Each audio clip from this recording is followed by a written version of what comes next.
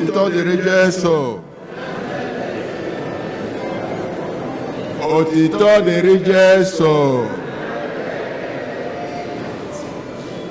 Taa bụ ụka nke atọ n'ofu dị ngọzi, afọ nke mbụ n'ime arọ ụka.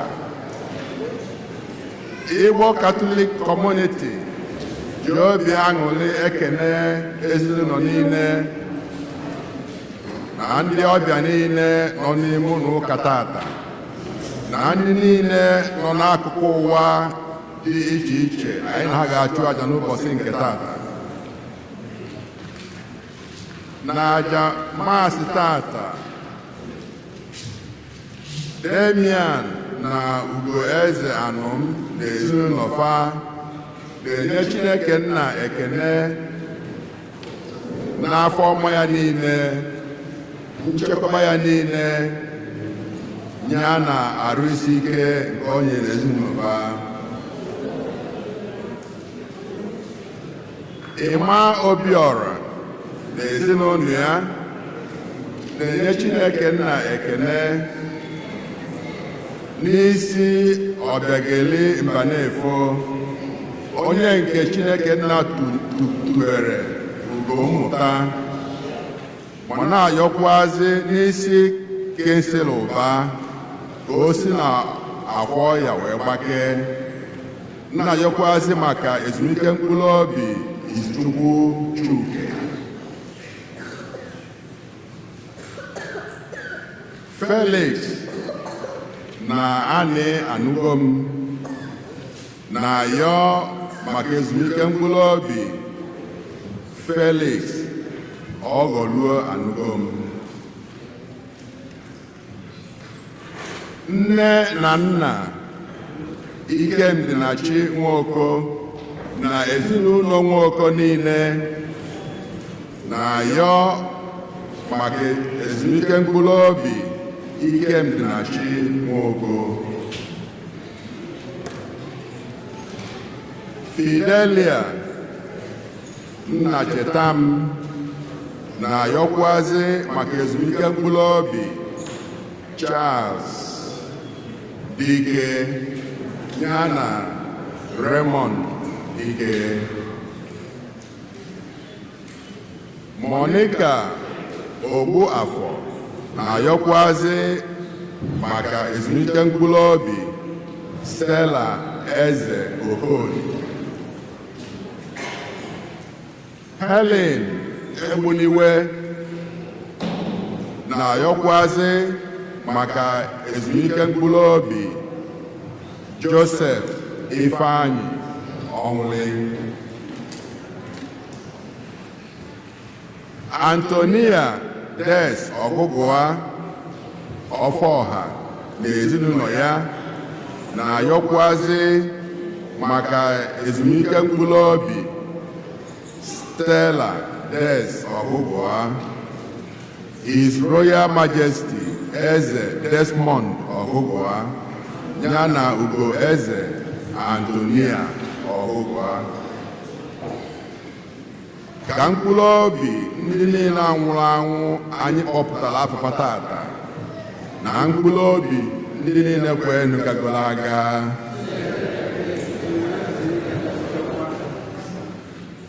Onye isi nchụaja na aja nke maasị tata bụ ụkọchukwu anyị Fada Jude Mobi. Kịta ka anyị niile were aṅụrị na okwukwe tinyekọta ọnụ na ukwe.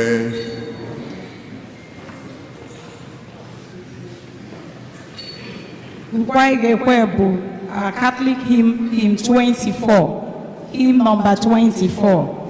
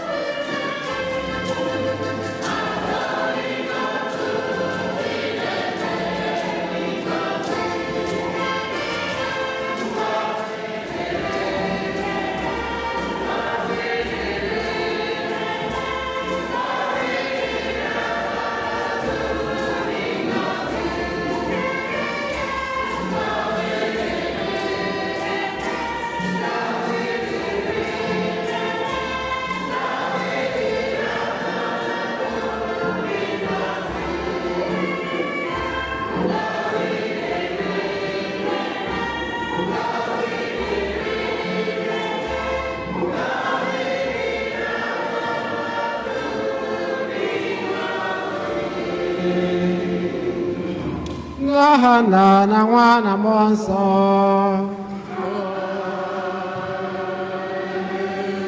Ka ngọzi nke Onyenwe anyị Jesu Kristi na ịhụnanya nke Chukwu Nna na ịdịkọ n'otu nke Mmụọ Nsọ na-enye dị n'unu niile.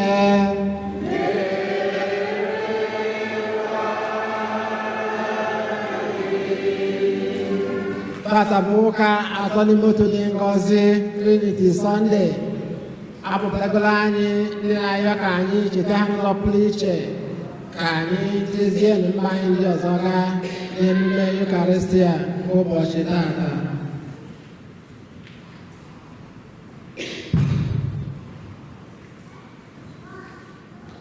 Ụmụnna, ka anyị kwado onwe anyị nke ọma maka nnukwu emume nke Eucharistia site n'ikwupụta njọ anyị. Onye bịara n'ụwa ịzọpụta ndị lụghara elogha, onye nwe anyị mee ebere.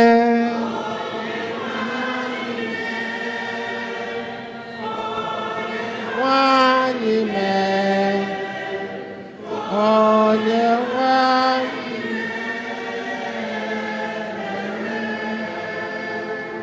Onye bịara n'ụwa ịtọghata ndị ome njọ, Kristi mee ebere.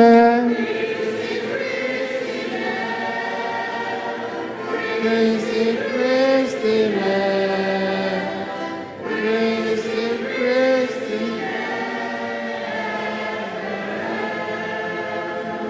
Onye nọ n'aka nri Nna na-arịọtara anyị Chukwu arịrịọ, onye nwe anyị mee ebere.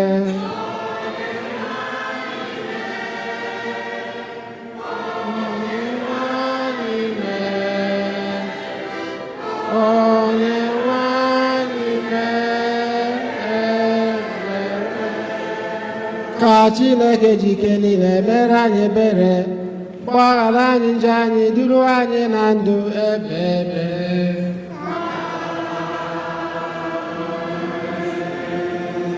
Otito dịrị Chineke n'elu kacha elu.